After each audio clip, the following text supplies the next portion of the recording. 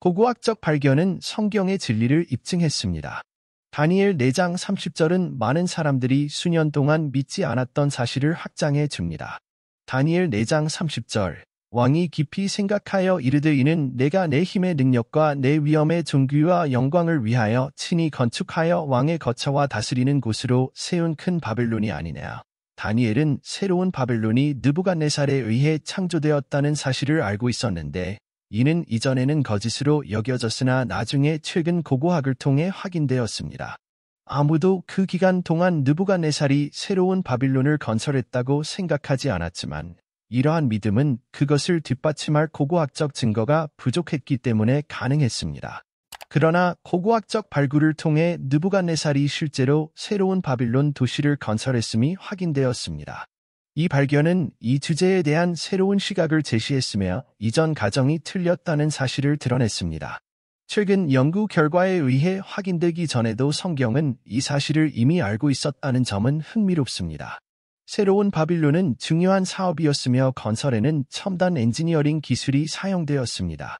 느부갓네살이 이 도시를 건설한 것은 새로운 바빌론 건설을 둘러싼 회의론에도 불구하고 강력한 제국을 건설하려는 그의 야망과 열망을 반영한 것이었습니다. 이제 느부갓네살의 비전과 결단력으로 인해 고대 세계에서 가장 인상적인 제국 중 하나를 건설할 수 있었음이 분명해졌습니다. 신과 인간 사이의 경계가 모호해지고 왕이 단순한 통치자가 아니라 신 그 자체였던 시대를 상상해 보십시오. 느부갓네살의 통치도 그러했습니다. 그는 시민들에게 존경뿐 아니라 숭배도 명령했습니다. 그의 통치는 신비로움과 종교적 열정이 특징이었습니다. 그는 세상 어느 누구도 비교할 수 없을 만큼 매우 중요한 인물이었습니다. 차례대로 직접 그에게 말하는 것은 말할 것도 없고 그의 하인들을 무시한다는 생각 자체만으로도 등골이 오싹해지는 데 충분했습니다. 느부갓네살 왕은 역사상 대부분의 사람들을 능가하는 전례 없는 권력과 특권을 내렸습니다. 그는 광대하고 강력한 제국을 건설하여 다른 두 개의 위대한 문명인 아시리아와 이집트를 정복했습니다. 그는 그의 통치 기간 동안 그 이전의 어떤 사람보다 세계를 더 많이 통제했습니다. 그러나 그의 서면 증언을 보면 그의 부와 권력이 점차 그를 도취시켰음을 알 수 있다. 그는 점점 오만해졌고 지구상에서 가장 강력한 사람이라는 지위로 인해 삶과 주변 세계에 대해 왜곡되고 부풀려진 견해를 갖게 되었습니다. 대형 박물관에서는 바빌로니아 시대까지 거슬러 올라가는 고대 글의 6기둥을 발견할 수 있습니다. 이 기둥은 느부갓네살 왕의 통치와 도시 변화를 목표로 한 그의 야심찬 건축 프로젝트에 대한 흥미로운 통찰력을 제공합니다. 이 기둥에 새겨진 비문은 도시의 기반시설, 건축물, 전반적인 미학을 개선하려는 왕의 열망을 엿볼 수 있게 해줍니다. 이 기둥은 중요한 역사적 유물로 간주됩니다. 바빌론 발굴 중에 발견된 대부분의 벽돌에는 바빌론 왕 느부갓네살, 사굴라와 아이다의 지지자, 바빌론 왕 나보폴라사르의 높은 마다들이라는 문구가 새겨져 있습니다. 성경은 당대 가장 위대한 인물인 이 사람에 관해 많은 것을 알려줍니다. 이 왕은 하나님의 손에 쓰러지고 이스라엘의 하나님을 찬양하였습니다. 느부갓네살은 현재 수도가 위치한 페르시아 산맥 출신의 아름다운 공주와 결혼했습니다. 이란에서 그녀는 느부갓네살의 궁전에 도착했지만 곧 향수병을 느꼈습니다. 그녀는 산, 나무, 야생 동물을 그리워했습니다. 느부갓네살은 자신이 불만을 품은 이유를 알게 되자 즉시 상황을 바로잡기 시작했습니다. 그는 벽돌로 거대한 산을 쌓고 다양한 나무, 관목, 식물로 장식했습니다. 그 놀라운 외관으로 인해 세계 7대 불가사의 중 하나인 바빌론의 공중정원으로 선정되었습니다. 바빌론의 공중정원은 많은 방문객을 매료시켰습니다. 정원 위에는 바빌론의 평평한 환경에 익숙하지 않은 왕의 아내를 즐겁게 하기 위해 이국적인 동물이 있는 개인 동물원이 세워졌습니다. 어느 날 그는 웅장한 궁전 옥상에 서 있었는데 갑자기 자신이 성취한 일을 깨달았습니다. 이것은 내가 내 힘과 영광으로 건축한 큰 바벨론이 아니냐. 그는 자랑스럽고 성취감을 느끼며 스스로에게 묻습니다. 그는 잠들었고 꿈을 꾸었습니다. 다니엘 4장은 구약 성서에서 유일하게 사람이 동물로 변하는 이야기로 고전적인 변태 모티브와 유사하다. 소년들이 당나귀로 변하는 피노키오의 장면이나 신들이 인간을 그들의 비극적인 결함을 나타내는 생물로 변화시키는 로마 시인 오비디우스의 수많은 이야기를 생각해 보십시오. 본문은 느부갓네살의 운명을 다음과 같이 묘사하고 있습니다. 그는 인간 사회에서 추방되었고 동물처럼 풀을 먹었습니다. 그의 몸은 하늘 이슬에 젖었고 그의 머리털은 독수리 깃털만큼 자랐습니다. 그의 손톱은 새의 발톱과 같았습니다. 이것은 동화의 내용입니다. 느부갓네살에게 무슨 일이 일어났고 그것이 의미하는 바는 무엇입니까? 이것은 전형적인 서술형 동화나 몽상적인 마음의 묘사가 아닙니다. 이는 하나님께서 교만한 자에게 그분의 이름을 존중하라고 지시하시는 방식을 감동적으로 표현한 것입니다. 다니엘서 4장에 나오는 느부갓네살과 동물의 마음. 우리는 바벨론 왕 느부갓네살이 꿈을 꾸었을 때 그의 궁전에서 휴식을 취하고 있는 것을 발견합니다. 그러나 그 꿈은 평범한 꿈이 아니었습니다. 꿈의 세부 사항은 이 장의 후반부까지 공개되지 않습니다. 그러나 그것이 느부갓네살을 심히 불안하게 하고 그의 마음을 무겁게 짓누른 것은 분명합니다. 다니엘 4장 10에서 3절 확대. 내가 침상에 누울 때에 내 마음에 스쳐간 환상은 이러하니라. 내가 보니 땅 가운데에 나무가 있는데 그 키가 심히 크더라. 나무가 자라서 강하여지며 그 높이는 하늘에 닿아 땅 끝까지 보이느니라. 그 잎사귀는 아름답고 열매는 많고 그 안에는 모든 사람이 먹을 식물이 있더라. 들짐승들이 그 아래에 그늘을 찾았고 공중의 새들이 그 가지에 깃들이며 모든 생물이 거기서 먹었습니다. 보라, 내가 침상에 누워 있을 때 내 마음의 이상 중에 천사와 같은 파수꾼 곧 성자가 하늘에서 내려오는 것을 보았느니라. 그가 큰 소리로 외쳐 이르되 그 나무를 베어 그 가지를 자르고 그 잎사귀를 떨고 그 열매를 해지라. 생물들은 그 아래에서 도망하고 새들은 그 가지에서 날아가라. 그 뿌리가 땅에 박힌 그루터기를 철과 놋줄로 묶어 들풀에 남겨 두어 하늘 이슬에 젓고 땅의 들짐승과 함께 먹이라. 그의 마음과 본성을 사람에서 동물로 바꾸고 동물의 마음과 본성을 그에게 주시고 그에게 7기간을 지나가게 하라. 이 선고는 순찰자들의 명령대로니라. 결정은 가장 높으신 하나님께서 인간의 왕국을 다스리시며 그분이 원하시는 누구에게나 그것을 누구에게나 주시며 가장 미천하고 가장 작은 인간도 그 위에 주신다는 것을 살아있는 사람들이 의심할 여지 없이 알도록 하기 위한 성도들의 명령입니다. 이것이 나 느부갓네살 왕이 꾼 꿈이다. 이제 벨드사사라, 그 뜻을 해석하라. 내 나라의 지혜자 중에 그 해석을 내게 보일 자가 없느니라. 그러나 당신은 능력이 있습니다. 왜냐하면 거룩한 신들의 영이 당신 안에 있기 때문입니다.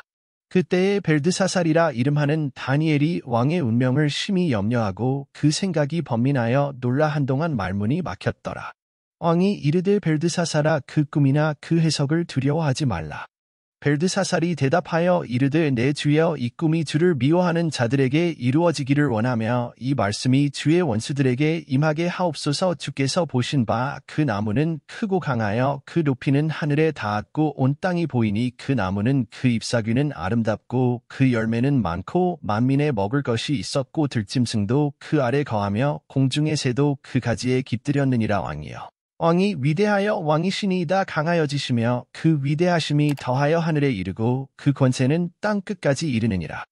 왕이 천사의 파수꾼 곧 성인이 하늘에서 내려와 말씀하시기를 그 나무를 찍어버리고 그 뿌리가 있는 그루터기를 땅에 남겨두고 철과 놋으로 둘러싸라 하시는 것을 보시고 말씀하시기를 들에 새 풀에 젖고 하늘 이슬에 젖으며 7기간이 지날 때까지 들짐승을 먹이라 하였느니라. 왕이여 그 해석은 이러하니이다. 지극히 높으신 하나님이 내 주 왕에게 임하신 명령이니라. 내가 사람에게서 쫓겨나서 들짐승과 함께 거하며 소처럼 풀을 먹게 되리라.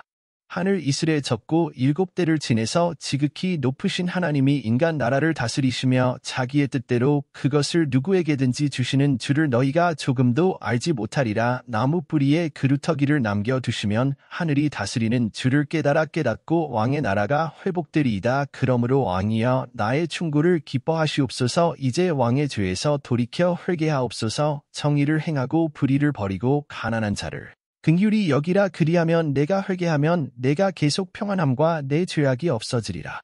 이 모든 일은 느부갓네살 왕에게 일어났습니다. 12개월 후 그는 바빌론 왕궁의 위층을 걷고 있었습니다. 왕은 생각에 잠겨 이렇게 말했습니다. 이것은 내가 내 힘의 힘과 내 폐하의 존귀와 영광을 위하여 친히 건설하여 왕의 거처와 다스리는 곳으로 세운 큰 바벨론이 아니냐. 이 형벌은 질서의 계층 구조가 보편적인 보호 제공자에서 공급과 보호가 필요한 존재, 즉 비천한 짐승으로 변하는 것을 나타냅니다. 시편 8편 5-7절 확대 성경.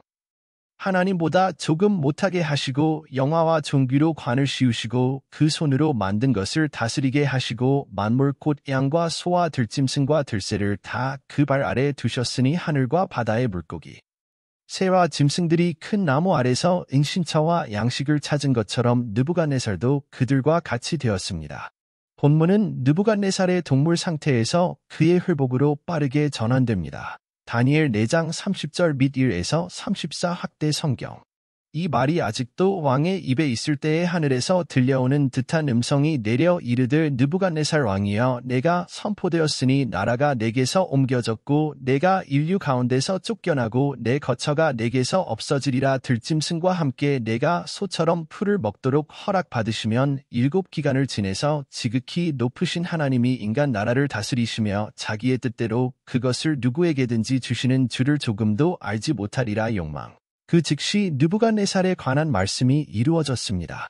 그는 인간에게서 쫓겨나 소처럼 풀을 먹기 시작했고 몸은 하늘 이슬에 젖어 머리털이 독수리 깃털처럼 자라고 손톱은 새 발톱과처럼 되었다. 그러나 그 날들 곧 7기간 끝에 나 느부갓네살이 하늘을 우러러 보았더니 내 총명과 총명이 내게로 돌아왔느니라. 그리고 내가 지극히 높으신 하나님께 감사하고 영원히 살아 계시는 분께 찬양과 존경과 영광을 돌렸습니다. 그 분의 권세는 영원한 권세이고 그 나라는 대대에 이르리이다. 성경에서 느부갓네살이 하늘을 우러러보는 순간은 매우 중요한 순간입니다. 위를 올려다보는 이 몸짓은 더 높은 힘과 연결되려는 인간의 욕구를 강력하게 상징합니다. 이 특정 이야기에서는 극적인 내러티브의 절정을 나타냅니다. 하늘을 향해 눈을 드는 행위는 겸손과 존경, 더 높은 힘에 대한 항복의 상징적인 몸짓입니다. 이 심오한 계시의 순간은 여러분의 여정에서 전환점이 됩니다. 이사야서 40장 26절. 너희는 눈을 높이 들어보라. 이 천체들은 누가 창조하였느냐. 그는 그 군대를 수효대로 이끌어 가시고 그들의 이름을 부르시나니 그의 힘이 크고 그의 힘이 강하기 때문이니라. 그의 능력은 하나도 부족함이 없느니라. 그것은 동물이 할 수 있는 겸손의 한 형태인 말 없는 몸짓이다. 동물은 창조 질서에서 인간보다 낫지만 하나님에 대한 그들의 본능적인 지식은 종종 인간의 죄로 가려진 생각보다 더 진실한 것으로 묘사됩니다. 주변 세계와 단절된 채 야수처럼 산다고 상상해 보세요. 이것이 바로 느부갓네살에게 일어난 일입니다. 그것은 당신의 관점을 변화시켰습니다. 그는 더 이상 하나님의 능력을 무시하거나 자신의 자신감에만 의지할 수 없었습니다. 그는 자신의 한계에 맞서고 자신의 새로운 의존성을 받아들이며 위를 올려다보아야 했습니다. 왕을 모욕하는 느부갓네살이 짐승으로 변하는 이야기는 허구가 아니라 동화에 가깝다. 그들은 우리가 성경에서 발견하는 진리의 한 측면을 이용하고 있습니다. 옛날 이야기에서 오만한 왕자는 사심 없이 사랑하는 법을 배울 때까지 짐승으로 변합니다. 그의 외모는 그가 자신의 길을 바꿀 때까지 그의 성격에 맞게 만들어집니다. 느부갓네살의 교만은 그를 인간 이하의 존재로 만들었습니다. 그래서 하나님은 그를 인류에서 추방하셨습니다. 그는 하나님 앞에서 겸손을 가르치기 위해 동물의 마음에 주어졌습니다. 느부갓네살이 짐승으로 변한 것은 신화가 아니라 오히려 동화에서 탐구되는 진실입니다. 이 새로운 관점은 형벌로 느부갓네살에게 부과되었지만 여기서 은혜는 하나님께서 그에게 동물의 마음을 주셨고 이로 인해 그의 관점이 바뀌고 하나님과의 관계가 회복되었다는 것입니다. 다니엘 4장 35절. 땅의 모든 거민을 없는 것 같이 여기시고 오직 하나님은 자기 뜻대로 행하시나니 하늘의 군대와 땅의 거민들 가운데에 있을 것이나 그의 손을 잡을 자가 없고 주의 행하신 일을 그에게 말할 자가 없나이다. 느부갓네살의 기록은 우리에게 하나님에 대한 교만과 무지를 회개하도록 권유하지만 더 깊은 차원에서는 우리를 낮추시고 올바른 마음을 회복시켜 주시는 하나님의 성품을 드러냅니다. 그러한 위대함을 지닌 왕은 우리의 최고의 존경과 칭찬을 받아 마땅합니다. 느부갓네살의 오만함과는 대조적으로 예수님은 겸손함으로 승천하셨습니다. 바울이 우리에게 말했듯이 그분은 위대하고 영원한 왕이십니다. 그는 근본 하나님의 본체와 불변의 본질로 존재하셨으나 자기를 비어 종의 형체를 가지사 참 하나님께서 비천한 인간으로의 변화는 느부갓네살이 위대한 왕에서 비천한 짐승으로 내려간 것과 유사합니다. 그러나 바벨론의 왕과는 대조적으로 왕 예수께서는 자신이 돌보는 사람들과 같이 되기 위해 자발적으로 창조 질서 속으로 내려오셨습니다. 예수 그리스도께서는 인간을 구원하기 위해 인간의 마음을 취하셨습니다. 하나님은 자신이 이루지 못한 일을 명령하지 않으십니다. 예수께서는 하늘과 땅 위에 높아지시기 전에 겸손을 나타내셨습니다. 이러므로 그가 순종하여 자기를 완전히 낮추셨으므로 하나님이 그를 지극히 높여 모든 이름 위에 뛰어난 이름을 주사 느부갓네살의 겸손은 하늘의 왕을 찬양하는 서막입니다. 이제 나 느부갓네살은 하늘의 왕을 찬양하고 높이며 존경하나이다. 이런 종류의 찬양은 하나님의 선하심과 영광에 대한 인간의 적절한 반응입니다. 그러나 교만은 우리 마음을 어지럽혀서 우리가 하나님을 무시하고 인간 이하가 되게 만듭니다. 바울은 우리가 그분의 마음을 구체화할 수 있도록 그리스도의 인성을 묵상할 것을 촉구합니다. 그리스도 예수 안에 있었던 것과 같은 마음을 너희도 품으라. 하나님의 성품은 당신의 겸손에서 빛납니다. 그것은 우리를 겸손하게 하고 우리를 찬양하도록 인도합니다. 느부갓네살과 예수님처럼 우리도 온전한 인간성을 갖추기 위해 겸손해야 합니다. 사랑하는 하늘 아버지, 기도합시다. 옳다는 것은 굴욕을 당하는 것보다 훨씬 더 재미있습니다. 방어적인 자세를 유지하는 것이 친절을 베푸는 것보다 훨씬 쉽습니다. 복수하는 것은 새벽에 몸을 숙이는 것보다 더 본능적이다. 새로운 날이 다가왔으니 새로운 시작과 새로운 은혜가 필요함을 느낍니다. 도와주셔서 감사해요.